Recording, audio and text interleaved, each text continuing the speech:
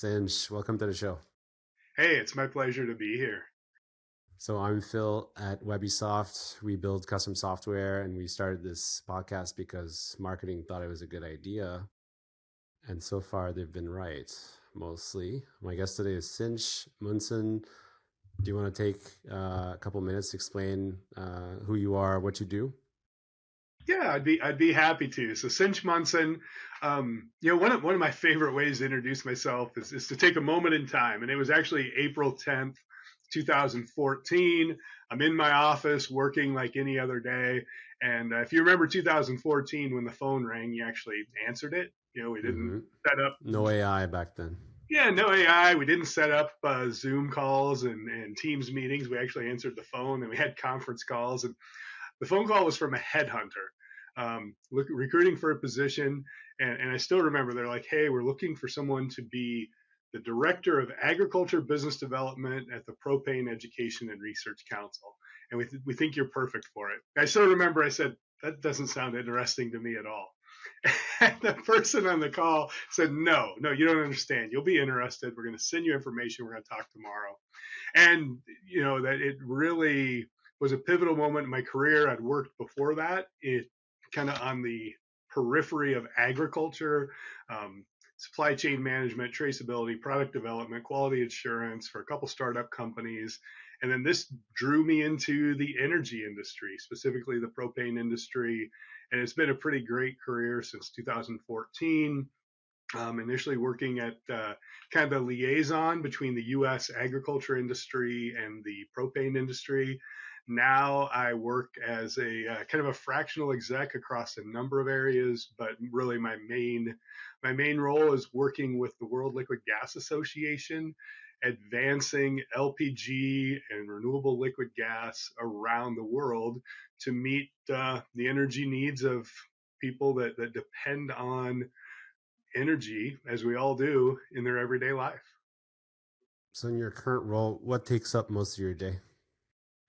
Oh boy, most of my day. So my job has a lot of different areas. I have a unique ability to perhaps not be great at anything, but be pretty darn good at a lot of things, which Master of makes none type my thing? day. Yeah, it makes my day quite interesting.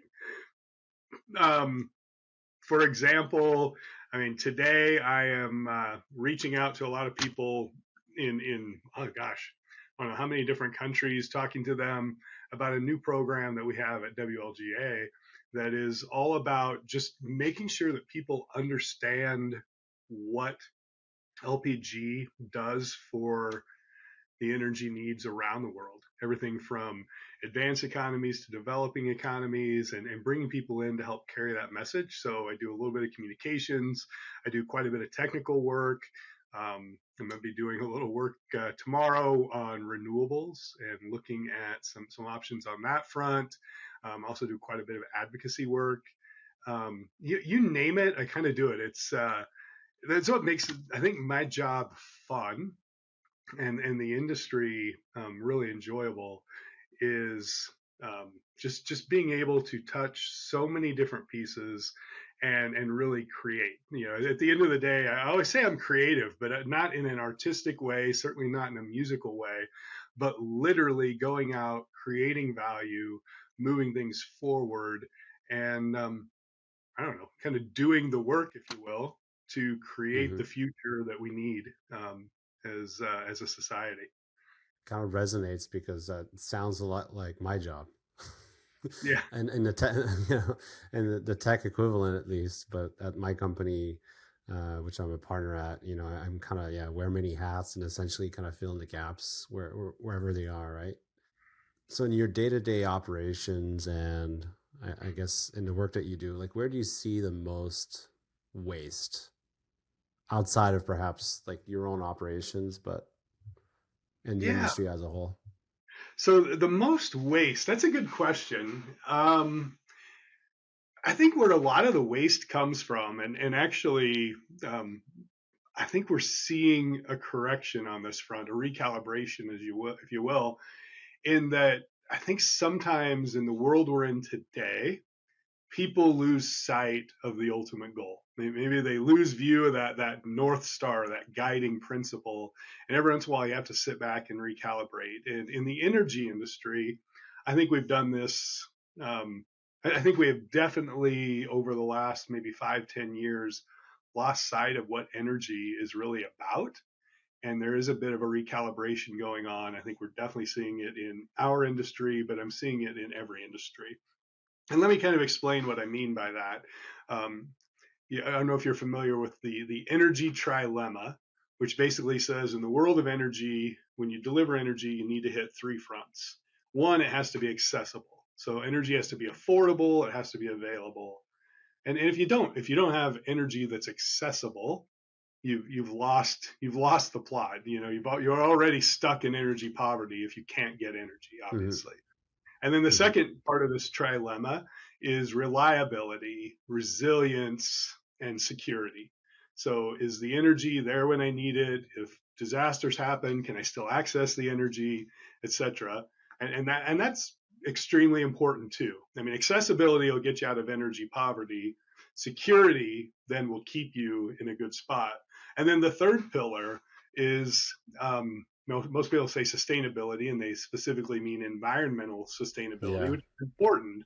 But we also have to have social sustainability. And quite frankly, if it's not accessible, if it's not secure, it's not sustainable, even if it's perfectly clean. And if you look at what the narrative, the dialogue has looked like the last 5, 10 years, it's gotten over focused on the environmental aspects of energy. Yeah.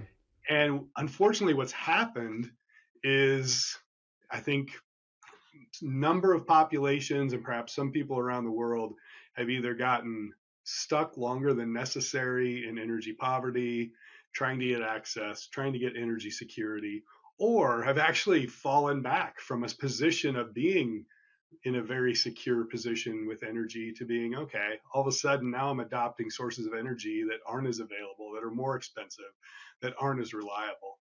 And fortunately, I think I see the conversation shifting back to a point of some pragmatic energy solutions that don't lose sight of the environmental piece, Hmm. but refocus that, hey, we can't lose accessibility and security, or we have a real problem long term. So I guess if I were to say what's one piece of waste, and this is a very high level piece of waste in a whole system, but that is the waste of getting sidetracked by something that causes us to lose sight of every piece that's important in the system. So Mm. it's hyper focusing on a small piece that, although important, you can't lose sight of everything else that's important. So I keeping a see. systems view. Right. So kind of like a comparison might be like the electric car versus hybrids, perhaps, where the electric car was kind of the shiny, friendly solution to transport, but then not really useful. Yeah, Uh, I think not useful in every not, situation. yeah. And yeah, it's not the one all be all. And there are certainly people, for whatever reason, that think that EVs are the answer.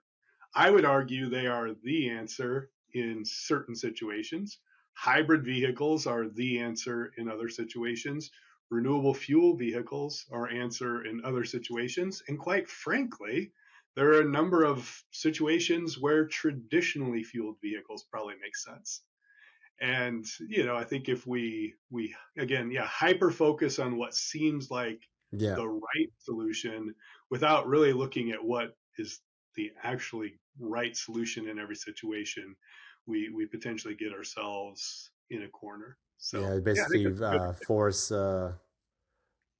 a solution down someone's throat a little bit instead Yeah, of really questioning if it's the right one or the right approach. yeah, I think it's always important to take a step back, look at the whole system, and don't get drawn in by the siren, if you will, that's singing this song that sounds great, Mm. but it may not be the the right solution at the right time in the right place. What's an outdated process that you're still stuck with? Oh boy, I think one of the things in our industry that is perhaps outdated. We're seeing advancements being made, but LPG, if you look at the Hmm. full energy system, one of the things that LPG brings to the table is its transportability.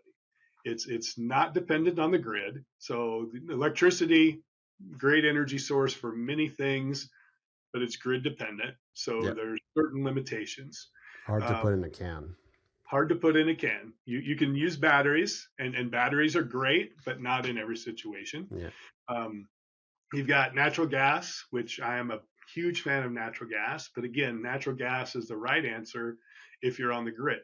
Hmm. There are applications and markets where it's the perfect solution. There are applications and markets where it's not the right solution. With LPG, we are, we kind of say the fuel that delivers. Nice. We can be off the grid, and it is literally delivered. You can compress it and get high energy density at a very low pressure, so it's easy to handle. I always like to say, if you were to design the perfect fuel, something that's non-toxic, low emissions, easy to transport, and you kind of put all this combination, and sometimes easy to transport, high energy density, sometimes means a lot of carbon-carbon bonds and high emissions. So when you start to weigh off and find the perfect fuel, I always like to say you're going to land on LPG. Um, with that said, there are compromises, so it's not perfect in every situation, but it's perfect in a lot of situations. But because it's a delivered fuel, there are a lot of logistics involved. And you're taking fuel from the big tank to the small tank to the customer cylinder in many cases. And there's a lot of room for inefficiency. We're starting to see digitalization, Internet of Things really take hold. And now it's starting to move to the next level using AI Hmm. and higher intelligent systems to make that even more efficient. But the efficiency of distribution, I think, is an area in our industry that will continue to see advancements. So that's where you think there's a little bit of a out of date. In some areas, it's out of date, and I think in every area there's room for improvement. I think anything you're dealing with in the world of data and digital intelligence, it's going to increasingly advance for a while. So I never like to say we're out of date, but I think there's plenty of room for improvement. How about that? Very politically correct. I like it. Um, can you give me an example? You did mention it earlier, an example of how AI is used in your context? So there's a number of ways, and one of the things I'll use one that I think is kind of a fun example. One of the things that I lead for the World Liquid Gas Association is what we call our annual LPG challenge. And the goal of that project is to connect our industry with the startup industry. So find those people in the startup world, those entrepreneurs, solopreneurs that are really challenging the status quo, and get them introduced to the LPG industry, because a lot of times Mm. people don't know how significant the LPG industry is. Yeah. It's the same size as the 2%. It's about 2% of the global energy basket, which is about equal to aviation fuel. And you hear about aviation fuel a lot. You probably don't hear Yeah. about LPG as much. So trying to introduce them to our industry and find ways to work together to advance. So this year we held our annual conference in Rio de Janeiro, Brazil, and we held the final kind of pitch competition of the Startup Challenge. And there were really good solutions. All three of them, of course, used AI, one of which was a safety solution. And it was using AI to evaluate if the person was ready to go out and work for the day. Because when you work in energy, by its nature, all energy sources have some level of danger to them. They're Hmm. Yeah. combustible, they're electric, whatever it is. So you have to be safe. So it uses AI to evaluate if people are ready to be safe for the day, if they're in the right mindset, if their reactions are on speed, everything else. So using it in safety, I think, is very interesting, very important. Another one was all about distribution, and it was specifically about last mile distribution. So efficiently getting energy, cylinders of LPG to the consumer in the most efficient way in real time, adjusting delivery schedules. So that had Mm. an AI piece. And then the last one was about actually reducing carbon emissions. and looking at real-time emissions and how those could be reduced and cut in order to make the whole delivery system, the whole industry more efficient. So every one of those used AI, and we're seeing it in everything from central management software systems to delivery systems, safety, tank monitoring, you name it. It's finding its way into everything we do. Do you personally use it? Like, and I obviously, and those the cases that you mentioned, like it's probably machine learning and optimization like route optimizations and stuff like that. In your day to day life, do you use like the new, like the agent models or like a ChatGPT, for instance, or Yep. Copilot? Yeah, I use ChatGPT a lot. As a kind of I guess a solopreneur, if you will, operating in my own office a lot of days. I travel a lot. I'm on the road. I actually use it a lot when I'm on the road, just to kind of keep myself oriented on where I'm going, when I have to be there, and kind of Mm-hmm. manage my schedule. But when I'm at home, like this week, I'm in the office all week, and I tend to use it quite a bit to ideate. One of my favorite things when I was working in the office was to gather everybody up in the conference room and just start writing on the whiteboard and thinking out loud and going through ideas, and sometimes being a little bit mean to each other, even though I think I'm one of the kinder people, and I know I really value myself on kindness. But when you're in there debating ideas, it's fun to just really debate the ideas, but it's hard to do that by yourself. Mm-hmm. But I use Chat GPT a lot just to brainstorm and ideate.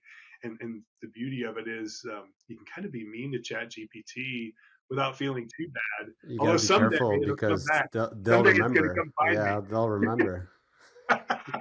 But I use it for ideation and brainstorming a Did you lot to see help me. there's a meme that there was a meme or an image going around like they're wrapping people up and they're like no, not this one, like this one said thank you. Exactly. Yeah. And I say please and thank you and all those things, and use a lot of extra energy in the process. That's right. Yeah, so the key is to say it in the same prompt, That way There it doesn't use more computes. you go. If you could fix, like, if you had a magic wand and you could fix one thing in your industry, like one inefficiency, let's say, right? So, you spoke about, some of them earlier, but if you could fix one, which one would it be? Oh boy. So this is a big one again. Kind of. I tend to think pretty big and think pretty into the future a bit. One of the challenges in the global energy mix is energy poverty. Mm-hmm. So right now, in mostly in the global south, but around the world, there are about 2.3 billion people that lack access to secure, clean, modern energy. They're cooking with wood and dung and Yeah. trash and everything else. That causes millions, over 3 million deaths, premature deaths every year. And I think that is the modern challenge of our time, is how do we get everyone on earth access to clean energy, or access to modern energy. Because when you have access to modern energy, reliable, accessible energy, all of a sudden that helps solve your water issues. That helps solve your food issues. The three go together: food, water, and energy. And if you have that, you can build a successful society. So there is a challenge to meet that need. And so the inefficiency a lot of times is in investment. Investment's a huge part of that. Getting investment to get fuel imported into the areas it's needed, investment to build the distribution networks, investment to basically take the time to develop that market such that it makes sense to bring energy in. And if you look at, I'll use Africa as an example. Over a billion people lack access to modern energy. LPG is a big part of that equation for clean cooking. It can also be part of the equation to get electricity to the 300 million people that the World Bank has set a target at. But it's still the inefficiency in just the global investment and the global supply chain has made it slower to get there than it should be. And it's unfortunate because again, every year over 3 million people are dying prematurely because it's taking too much time. So if I had a magic wand, we would get the investment dollars, we would build terminals, we would get LPG, we would get it distributed throughout Africa and every country that needs clean cooking fuel, and we would make lives better for billions of people like that. And quite frankly, if we could just solve a few little inefficiencies, we can do it. It doesn't necessarily take a magic wand, but if I had a magic wand, it'd sure be a lot easier. Like you said, it doesn't take much to solve this issue. Like if we really wanted to, we would. And we being, I guess, Western society. Yeah. So are we focused on the wrong things? I think a lot of people maybe don't know the challenge, don't recognize the challenge. In some cases, yes, we are focused on the wrong things. And then in other cases, there are a lot of reasons why it's not as easy as it should be. Mm-hmm. And it's a probably a bigger discussion and one that maybe we should avoid. But I think It's a there are nuanced, yeah, for yeah, I mean sure. there's political pieces and all sorts of things that play into it. But if we can address those things, we can get there. But I do think in some ways, kind of back to what we talked about early on, Phil, it's in some ways we have lost sight of how important that accessible Mm-hmm. and secure energy source is, which we can deliver today. But in some cases, maybe people would say, well, LPG is not a good solution because it's a fossil fuel. Well, Mm-hmm. guess what? It happens to be a very clean fossil fuel in that it has three carbons, only two carbon-carbon bonds, therefore very low emissions. Even the U.S., if I were to use um, LPG or propane in the U.S. to fuel my car versus an EV, at the last time I looked, 48 states out of 50, I would be better for the environment if I used a propane fueled car compared to an EV, just based on emissions from the grid and based on emissions from LPG. So I think, yeah, sometimes we lose sight of what really matters in the light, because maybe we assume it's not what we think it is. So, Also, yeah, people don't really make a distinction within fossil fuel, is what you're saying, right? Like it's just classified as, that's, has a bad connotation. And so, we think all of those are bad, essentially. there are certain parts, certain areas where that is the case. Yeah, the assumption Yeah. is if it's a fossil fuel, it's bad, and there is a need to transition away from high emissions fuels, but there's also a need to do something that's pragmatic, works Yeah. today, saves lives today. And from that aspect, there are things like natural gas and LPG that deliver life-saving energy today. And I think if we, step back, realize what the real goal is, and that's taking a human-centered approach to energy, which I think we should, then we have a great opportunity to do good. From an outsider looking in as a consumer, I kind of see that trend, going back towards pragmatism, right? Like you Yeah, said, where for a bit it was green everything, and if it's not electric, like it shouldn't exist, and no more gas cars by 2032 or something. And then all of a sudden, almost like it seems to be going back to where it's okay, maybe not. Let's think again about what's the most useful solution for a large number of people, and make compromises essentially, right? Um, yeah. do you feel the same way, like that it's going towards compromise? I'm absolutely seeing that. Yeah, and maybe it's compromise, or maybe it is just being pragmatic. But we can Mm-hmm. call it a compromise. But I actually think it's kind of an ideal solution. But absolutely, I earlier this year I went to the IRENA Innovation Week, so the International Renewable Energy Agency. And obviously they're all about renewables, which is a very important topic and a very Mm-hmm. important part of the energy solution. But through the course of the week, there was certainly a lot of conversation that was saying, okay, we can't lose sight of accessibility, affordability, which renewables are challenged with at this point. It's a long road to get to the point where renewable energy is going to be fully affordable and easily accessible, and security as well. And we're seeing that. I saw it at that event, and I've seen it at other events where you know those who have been really adamant about renewables are taking a half step back and saying, okay, renewables are important. I think we can all agree, but it's also, we have to answer these other questions. We cannot lose sight of the full energy trilemma, or we have lost the plot for sure. Mm. What innovation are you most excited about? Oh boy, yeah, it's probably the innovation I'm most excited about in general is what I'm seeing in the area of power generation. Um, we need electricity. We need more power. Um, we've talked a bit about AI. That is no Mm-hmm. small part of the growing energy demand, and it does have the opportunity to lift, kind of lift productivity and help advance economies around the world. But we can't get there without power generation. And so I'm seeing a number of things in the power generation space, from small scale power, mid-sized power, distributed generation, to very large scale power generation, utility scale, that are using a lot of different sources of energy to generate that power in order to meet the growing energy needs.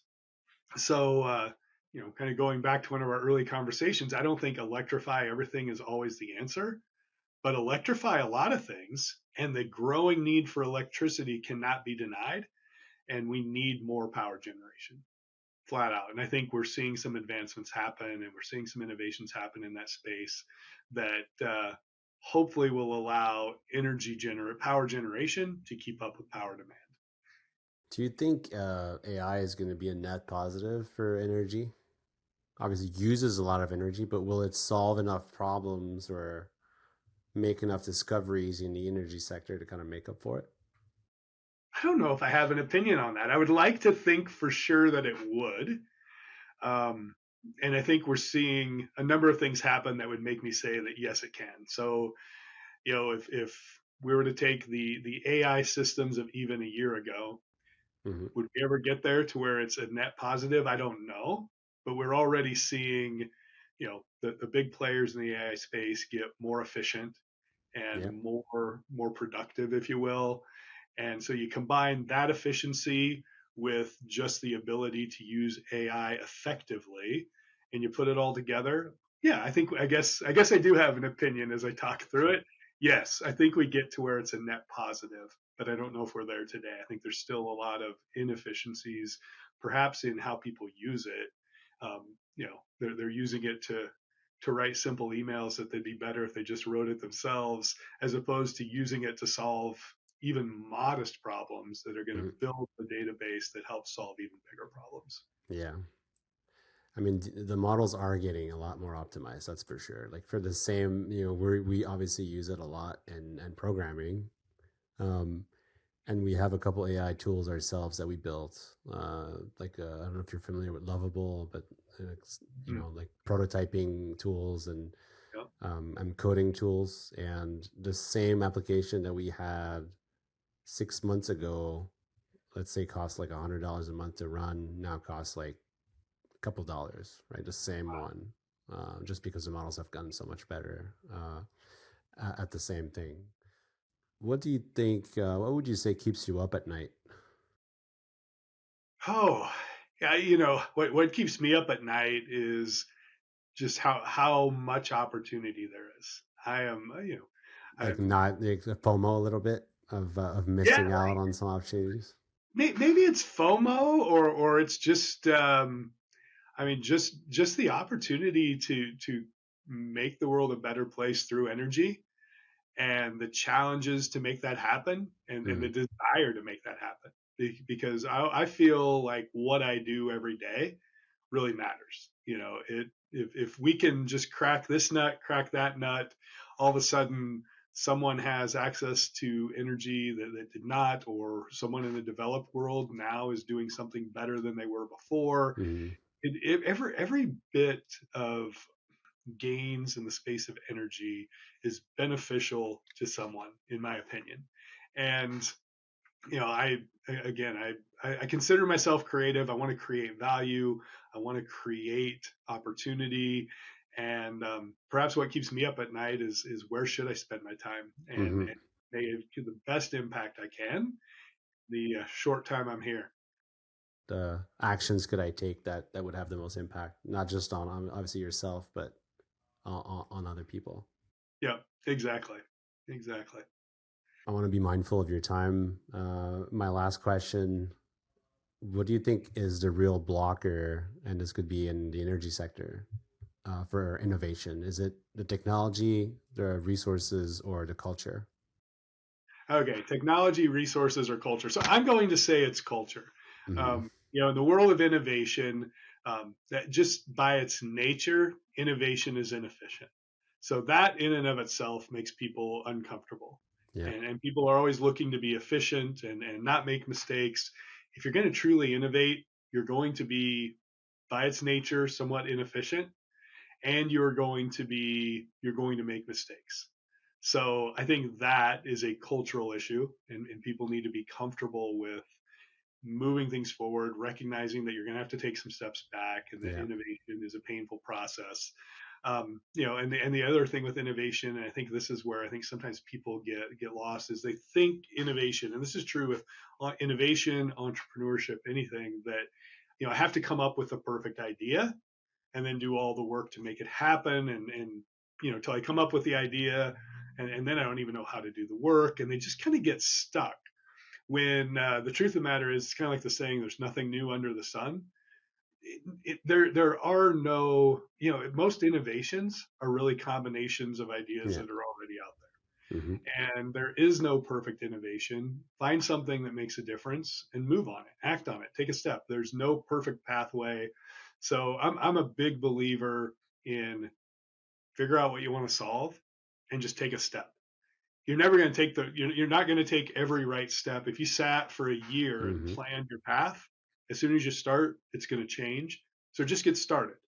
So yeah, I think it's probably culture, just the discomfort of the inefficiency of innovation, the discomfort of making mistakes, the uncertainty of where to start. But Mm-hmm. if people can get over that and recognize that everything that's happened just started with one step, make the step today. Don't wait. So I think it's a culture issue. How about that? Yeah, I will take it, and that's everybody's saying. What everybody's saying, by the way. That's Okay. so when I talk about recurring themes, within the industry. Um, Cinch, thank you so much for jumping on. This was great. Hey, this is my pleasure. Really appreciate it, Phil.